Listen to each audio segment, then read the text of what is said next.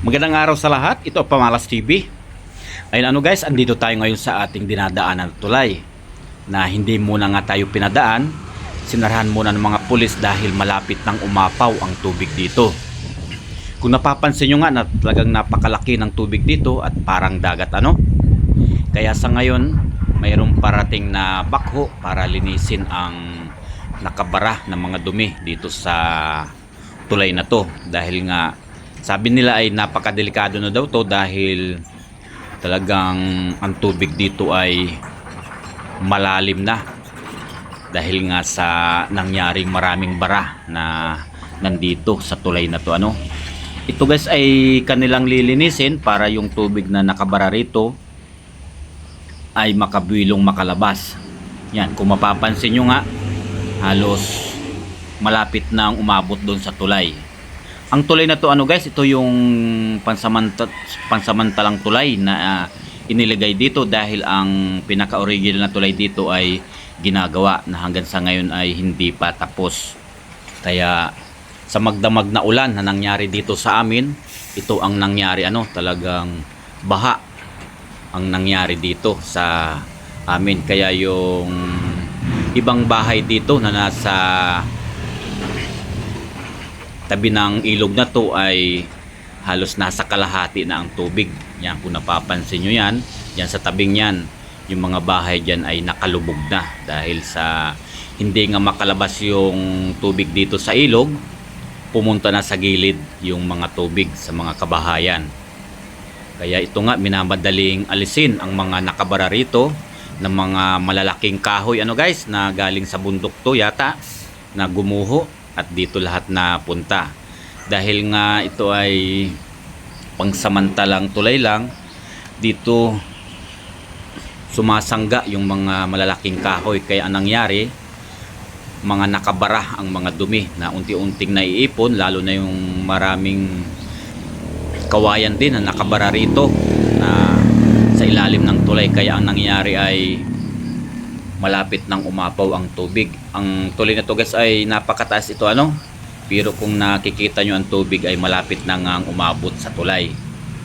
Kaya talagang minamadali nilang linisin to dahil sabi nga nila ay delikado to, baka bumigay ang tulay na to dahil ito ay pangsamantala lang naman na ginawa ang tulay na to para makadaan ang mga motorista dito dahil nga yung original na tulay dito ay ginagawa na hindi pa nga tapos. Yan. Dahil dito sa amin guys talagang magdamagan yung ulan. Kaya ang nangyari ay malawakang baha ang nangyari dito sa amin. Lalo na dun sa mga palayan na dinaanan natin kanina. Talagang grabe rin ang baha Kaya ito, inabot tayo ng stranded dito dahil papasok tayo. Wala tayong magagawa dahil nga talagang pag gantong malaking tubig ay delikado nga to.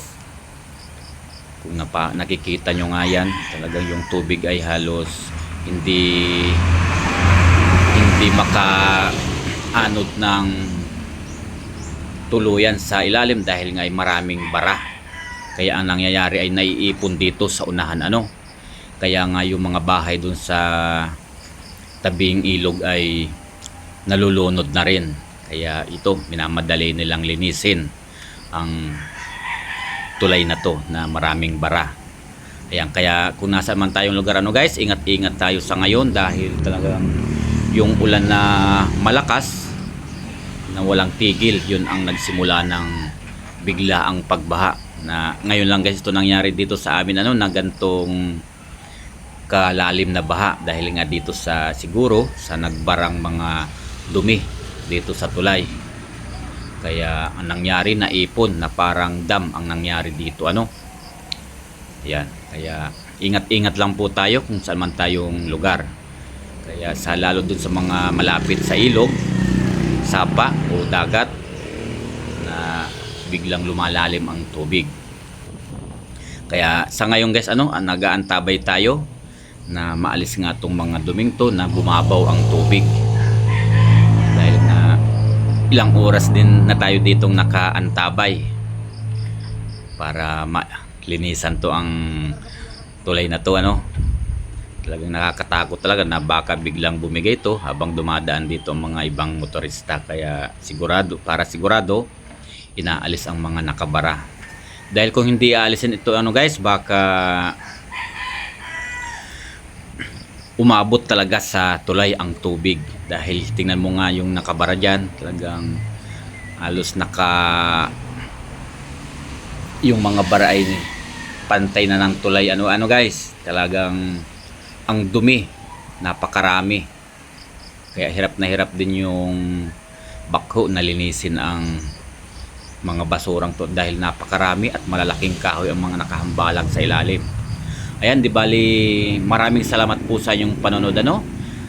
Pinaalam lang natin sa inyo ang nangyari dito sa aming lugar na ganito kalaki ang baha na nangyari. Ayan. Bye-bye!